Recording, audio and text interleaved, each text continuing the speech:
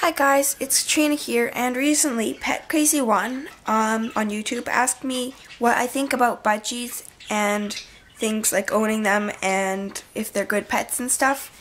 And so I did reply to her, but I did also say that I may make a video just kind of touching base on all the sort of things you need to take care of budgies and how to take care of them. So that is what today's video is going to be about. And so yeah, let's get on to that.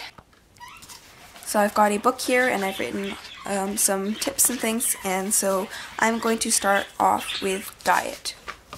So what my budgies are fed every day is 2 teaspoons of seed mix daily, as this only makes up around 20% of their diet. This is I do not believe in feeding an all pellet diet, just as that is not very healthy. It's not very natural either. They also get 2 teaspoons of veggies or sprouted mix daily. This is good for extra vitamins and nutrients and things. I also feed 1 tablespoon of egg food once weekly, or up to 4 times a week when they're molting. This is good because the egg has lots of proteins and things. It's good for their growing feathers.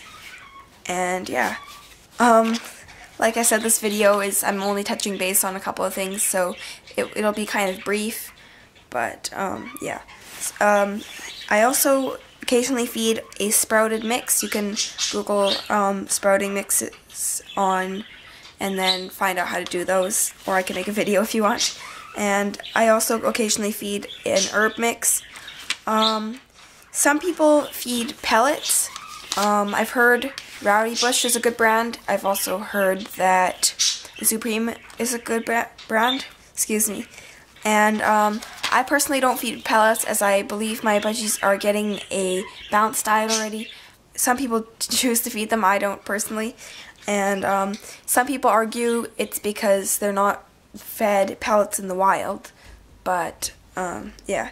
And the last thing is a cuddle bone. A cuddle bone is necessary for calcium because they need extra calcium for their gizzard, as this helps break down their foods and things. The next thing I'm going to discuss is enrichment, and so this includes like toys and free flight time. So I'm just going to go a bit into detail of each things. Toys are important as their little brains do need stimulation, as they are quite intelligent creatures. So you can either buy toys or you can make your own toys, and just be careful when you're buying your own toys that they are suitable for budgies, as certain toys can be dangerous to budgies. I've heard stories of how people get their budgies' claws or beak stuck in the toys, so you have to be careful with that. Now I'm going to talk about DIY toys. I do make all of my toys. I just think it's a great way to save money, I guess.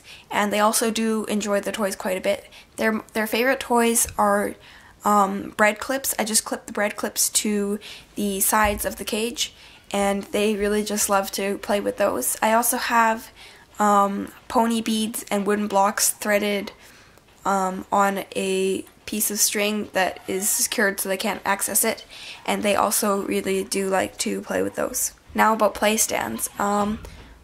Play stands are great for free flying time, as they have somewhere else to perch other than just their cage, because obviously they can't perch in their cage when they're out and about. And free flight time as well is very important because they are very energetic little creatures, and they do need a lot of exercise, and it's also not very natural if they're just cooped up in a cage all day, so free flight time is always a good thing. I will link a website, or I will put a link to a website in the description that sells lots of good budgie toys, as well as budgie toy parts if you're interested in making your own budgie toys. Now I am going to be discussing housing. The minimum cage size for 2 budgies is 30 inches by 18 inches by 19 inches, and but that's just the minimum, so bigger is always better. and I will put a link in the description to all the minimum budgie cage sizes for the different groupings of budgies. And bigger is always better. It's always better to have a bigger cage, as then they will be able to stretch their wings a bit inside. Now onto cage options. You can either buy a metal cage, or you can make your own cage, and I'll go into those both a little bit. So you can either buy a cage or you can make your own cage, and I'm going to discuss store-bought cages first. So like I said, the minimum cage size earlier, when you get a cage, it should not be zinc coated, as zinc is very toxic to parrots if they ingest it. I recommend if you can afford it. It's kind of expensive, but it is a very, very large budgie cage, and they are very good. The Preview Hendrix FO40 and FO50 are very, very good budgie cages. However, they are a little bit more expensive as they are quite large. If you can't get those, that's fine, but just if you're looking for a larger cage. And now I'm going to talk about the homemade cages. Homemade cages can be very good. I like mine. However, the problem with all wood cages is that your budgies will most likely chew through the bars and escape, as it has happened before to my budgies, and I have to be very diligent about patching the bars. And another thing with homemade cages is that if you decide to use mesh for your cage, you will have to find stainless steel mesh, as zinc, once again, it's extremely toxic to birds. And stainless steel mesh also may be hard to find, and it also may be quite expensive. So I recommend buying a cage, but however, if you're up to a challenge, if you do have the resources to build a suitable budgie cage, then by all means go ahead. I also saw this thing on Pinterest where they took metal shelving from Target or something, and they put it, and then they made a wooden frame for it, and that was their budgie cage. So I thought that was quite cool, and that's also an option. The last thing I am going to be discussing is just general health and maintenance for budgies.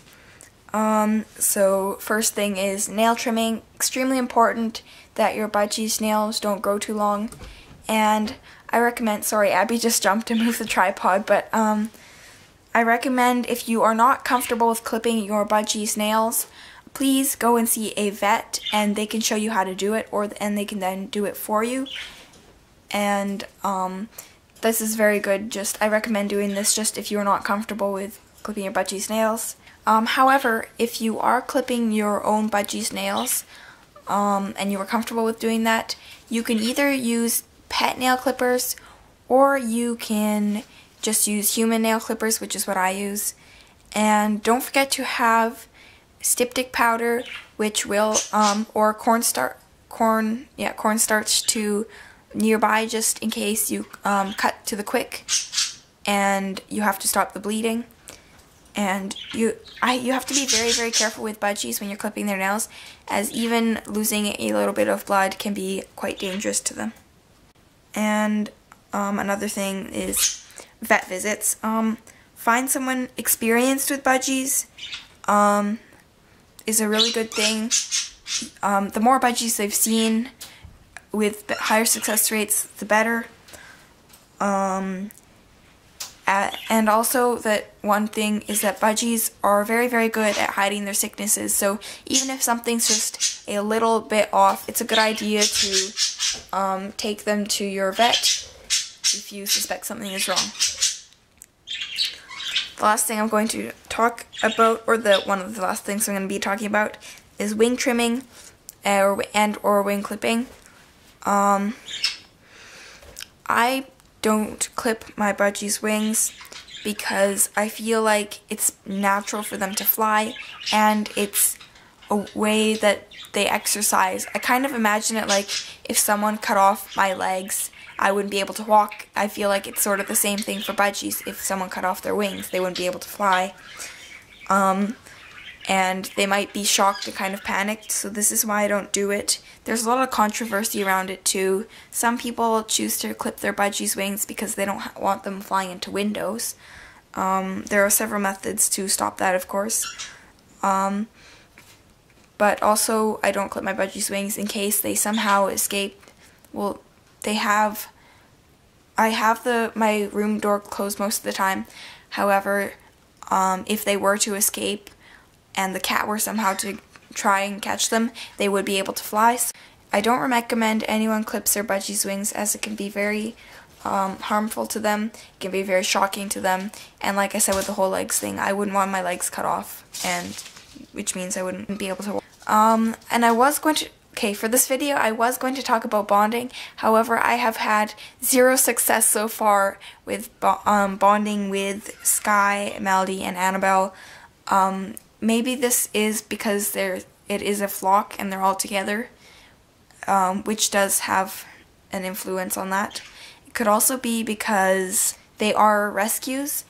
This could be because they are rescues as well, and they are not that young anymore. So I keep trying, but until now I really don't have any bonding or training tips. However, I will link, or Aaliyah Animal Lover 368 and a few other YouTubers, or pet YouTubers, they have great care videos and training videos on their channels, so I will link those videos down below in the description. And yeah, anyways, I hope you guys enjoyed this video. I really hope I didn't leave anything out, and I also hope it wasn't boring, and it's kind of just me sitting here talking. But yeah, anyway guys, thank you so much for watching. It means a lot to me, and I'll see you next time. Bye!